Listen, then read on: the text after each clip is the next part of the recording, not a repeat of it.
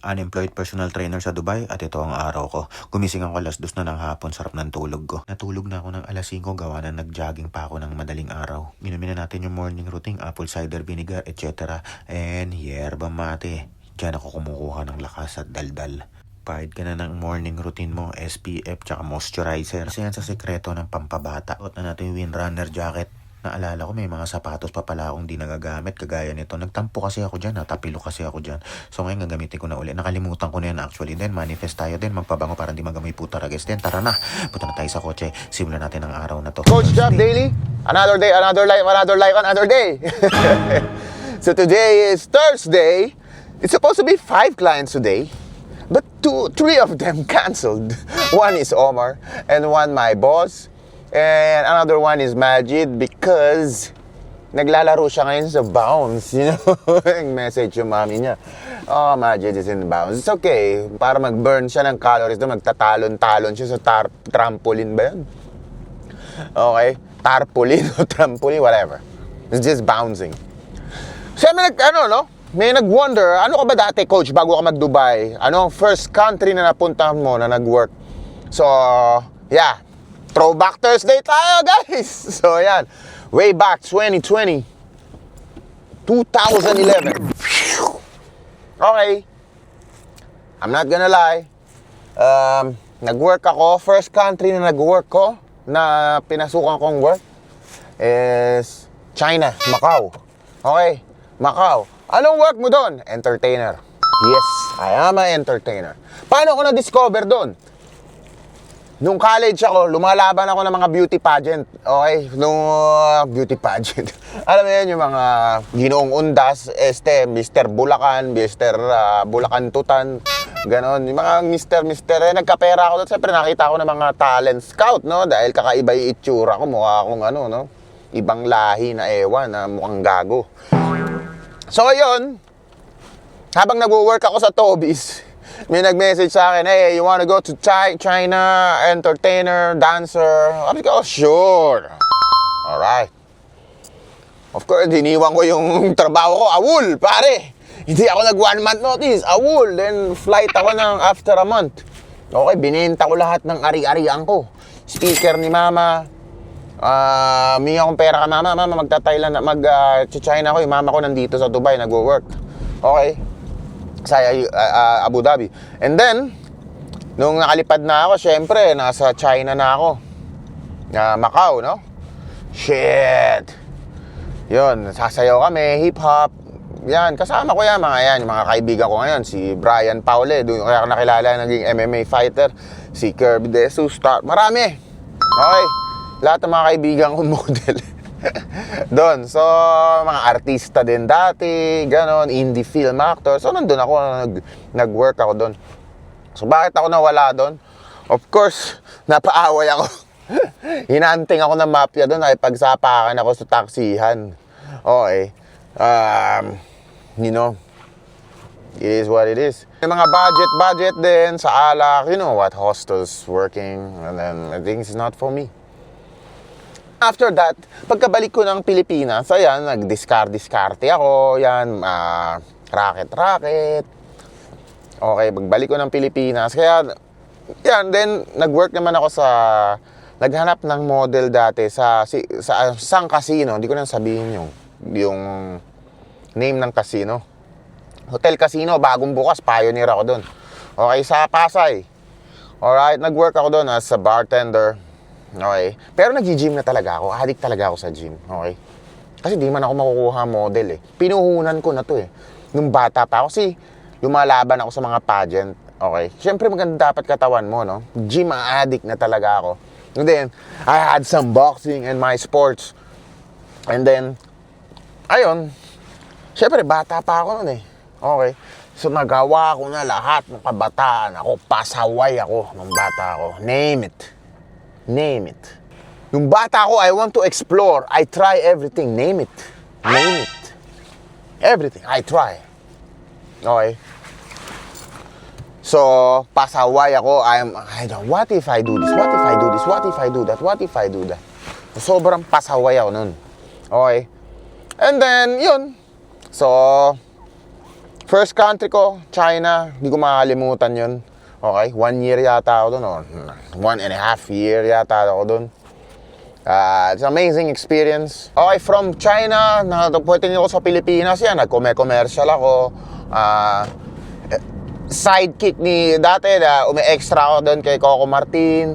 Madami. Okay, marami akong pinagkakitaan. Morley, yan, racket. Yun, kasama ko si paring Ruben na mamakla dito. Ganon, PR. Ayan, rumarakit ako. Pero nung nag-work na ako sa hotel, ayan, after that, nag-grab taxi naman ako. Tapos puro kalukuhan lang din pinagagagawa ko doon. Naninibak ako ng pasahero eh. Paano? Inaakit ako. Sino ba naman? Sabi ko sa inyo eh, marupok ako. Okay? Pag may tukso, go ako. Sino nagsabing di ako papalag? Papalag din ako lalo pag maganda ang bebe girl. Kahit may girlfriend ako, papalagang kita, no? Kaya sabi ko yung manloloko lang ako eh. So, gano'n, no? Wala rin ako self-control. Papalag si coach, no? So, yun ang nangyari sa akin. And then, sabi ko, I tried a lot of stuff. You know what I'm saying? Not only alam na natin na, ano yung buhay ko. Na gamit dito. Ayoko na sabihin dito, baka bawal kasi. Alam nyo na yun, you know? Agords, kung tawagin. Agords. Yun, everything. I try everything. And then, sabi ko, wala akong mapapala sa Pilipinas. Tangina, punta na lang ako dito. Then Dubai changed me, you know. This is just wonderful country na magbabagong buhay. Karamihan na dito nagbabagong buhay. Isa na ako doon, no? So, I think nilagay ako ni God dito para magbagong buhay, you know? Kasi sa Pilipinas talagang disaster ako. Kaya yung mama ko, pag nasa Pilipinas ako, hindi yan mapakali. Okay? Pag nandito ako sa Dubai, Thailand, okay, you chill. Okay. Pag sa Pilipinas ako, sabi nga, either pupulutin kita sa kulungan o bangkay akong iuwi. So, mas safe ako dito, kaya ako nandito. And then, that's me. Dalawang client lang ako today, yung tatay ni Muhammad tsaka siya. Chest up. Focus on your head up. Head up. Yes. 3. 1. Then ako naman mag-workout, inom tayo ng pre-workout, no? Wala si Omar ngayon yung kasabay ko, masakit yung leg. So yan, warm mark tayo kasi otits na.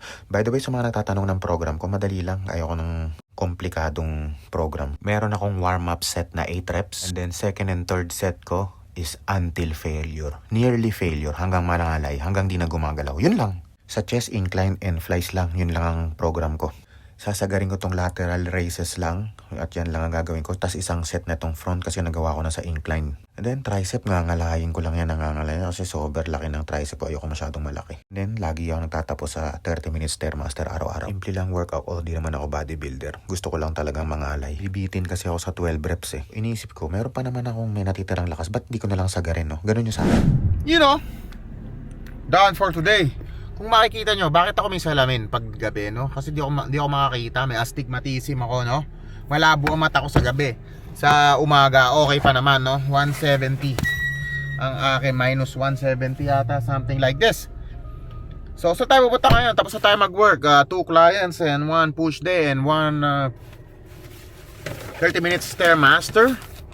So, saan tayo pupunta? Papagas tayo. Tingnan na yung gasolina ko. Almost 1 week din yung tinagal niya, no? Almost 1 week. So kapagas tayo, of course. Every week yung gulong natin kailangan natin bombahan. And then ubos na rin yung pre-workout ko. Bili tayong supplements. Okay, pre-workout lang naman hinihinam ko. Ilan na may ubos. Tsaka tignan natin kung may mga offer doon.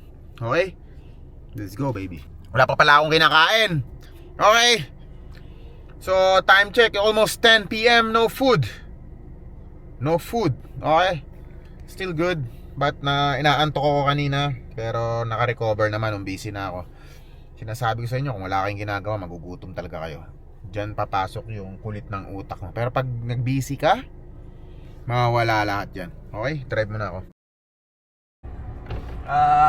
Full tank please. Full tank is special, sir. Yes please.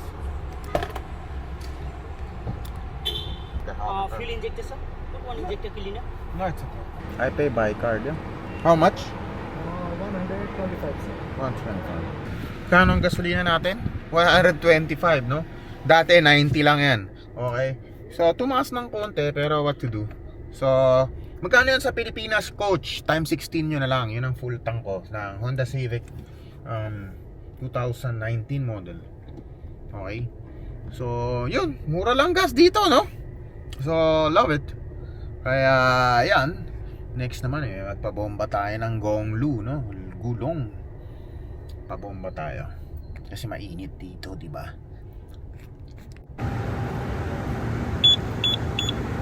So yan, every week magpapapomba kayo ng gulong, mahirap na madisgrasya o maintenance yan, no? Okay. So yan, check nyo lagi yung gulong nyo, lalo na mabilis ang takbo dito sa UAE. So yan, dito na ako sa supplement shop, dito sa may Anad Alhamar. So yan, ang daming pagpipili ang supplement dito. May promo dito at meron din akong discount kasi coach ako. So nakakakuha ako ng mga supplement para sa client ko. Siyempre tinutubo ako ng konti. Do you have offers for pre-workout? Thank you for pre-workout. Number 4 number. 050 Habib. Galing, naka-libre pa tayo ng ng pre-workout. Binigay na lang sa akin yun eh. Maging mabait ka lang sa kapwa mo, magkakaroon ka ng di ba? Mabibigyan ka ng mga ganyan, libre, Bibigay ko na sa itong pre-workout. Kung may expire na yata, pero okay lang yun. Nearly expiry. Why not? Wawawiwa. Very good, very nice. Great success.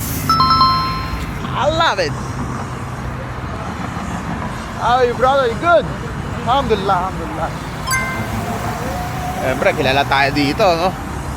Kilala tayong si Raulo. Charot! Kilala tayong mabait na nilalang, no? Alright. So, yawi na tayo. Nakakuha ako ng pre-workout na libre. Testosterone support. Okay. Para malakas tayo sa bakbakan, no? Supplement, hindi injection, okay? Sa powder. Okay?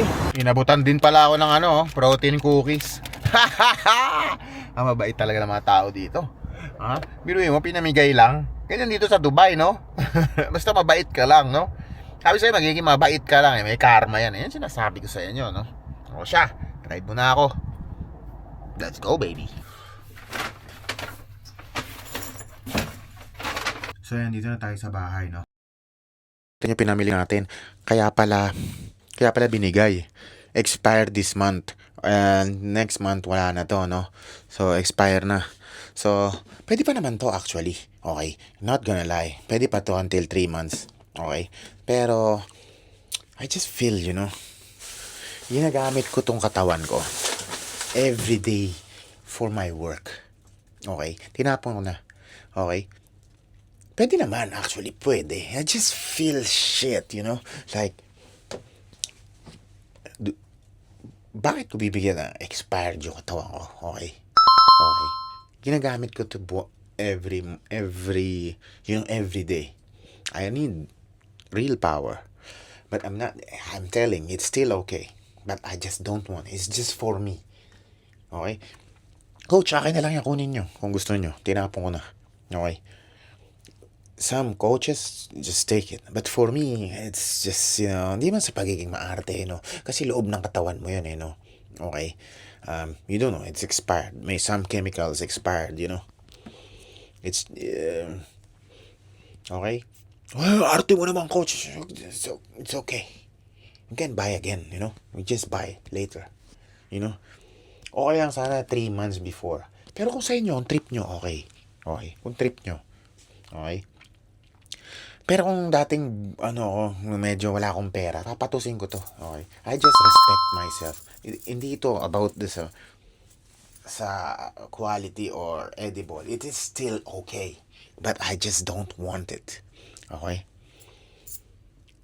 Bili na lang tayo sa labas. Tara, kain tayo. Samahan nyo. Pagupit din ako dito.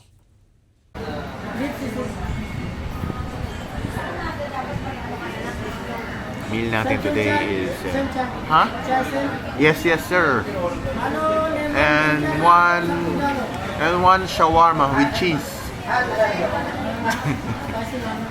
Wallah. I didn't eat since last night. This is my first meal.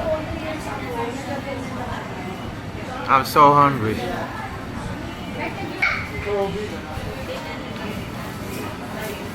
Try nyo to. Turmeric, green tea, lemon, mint. Green tea, lemon, mint, and ginger. Try nyo to. Solid to. Masarap sa lalamunan to. Technique ko at maganda boses ko. Init. So yan ang first meal of the day ko, sisig no. Ewan ko, pang 2-3 tao yan, isa ka isang egg. And then umorder din ako ng shawarma. So yan lang kinain ko. Siguro mga nasa 2,000 calories, 2,300 calories yan mga nakain ko na yan. So yun lang kinain ko. So yan. And then feeling ko kulang pa ako ng protein. Palo taper fade natin yung gilid ng buhok and balbas. Video? YouTube, brother. You know, piniris ni kuya yung blackheads ko. Diba? May libreng facial pa, no? Tiniris niya, oh. Wala na ako mga blackheads. Alright. So, yan. Yan, oh. Tawag dito sa buhok na to, style, Italian cut, no? Ita na Ilocano. Italian. Charot. Tara. Lakad-lakad tayo. Bili tayong pre-workout. Let's go. Balik tayo ng barbershop. Bakit? Naiwan ni kuya yung clip sa buhok ko. Putang na. Every time. Forgot. Wallah. Habibi. Check tayo supplement dito sa Dera. At ang mamahal na mga protein shake ngayon, no? Grabe. Buti lang di ako umiinom nun, no? Protein milk yung bet ko, hindi yung protein powder. So tara, hanap tayo. I think merong nagkakaubusan ngayon ng supplement, guys. Walang stock. Especially protein powder. Napakataas ng mahal. Yung Dymatize is fucking 500 dirhams. What? Really? And pre-workout, wala, ubos. Shit. Ano na titirahin natin ngayon? Gusto tayo sa Alguer bukas, doon na lang tayo tumingin-tingin. So yan, uwi muna tayo. Anong oras na? Alauna na. Manonood pa tayo ng press conference UFC. Check natin kung ano ang lagay ng mga players. So para makapag-invest na tayo bukas, no? At ilalagay natin yung investment natin sa UFC para may balik. Oh, coach, paano pag natalo? Di ganun talaga. That's life. That's investment. High risk, high reward, no? So yan. Okay. Let's go. Nakaya, may mga tao. Nakatingin sila sa akin. Pero kaliwali, I don't give a fuck. Wala mo ginagawang masama eh. Okay. Sana yan lang yan, okay? Alright, uwi na tayo. Pero cute ni ate Fairness. Baby girl. Yung bukas na vlog ko, sisimulan ko ng 4 AM. Tatakbo ko dito sa Riga. Okay? Hindi tayo matutulog. Okay, matutulog tayo alas 5. Alas 4 pa yung kliyente ko bukas eh. I'm going for my third workout, which is what you call this one? Cardio. Okay? Ganyan ang single life, no? Enjoy, takbo dito, edit dito, vlog dito. So yan, no? Enjoy life. Life is too short, no? Come on, let's go. So yan, dito tayo sa bahay, no? Okay. Yan, may mga magapay, ko. Pinisahan ni kuya yung blackheads ko. Ang sakit eh. Okay. So, mamaya na lang uli, no? Magbablog ako mamaya mga alas 4. Tatakbo tayo dito. So, panoorin nyo na lang next vlog ko. Salamat. At baka magluto na lang ako. Ay, mamaya piling ko kulang na naman yung protein ko. Alright. Siguro nasa 60 grams of protein pa lang ako. Or maybe 20.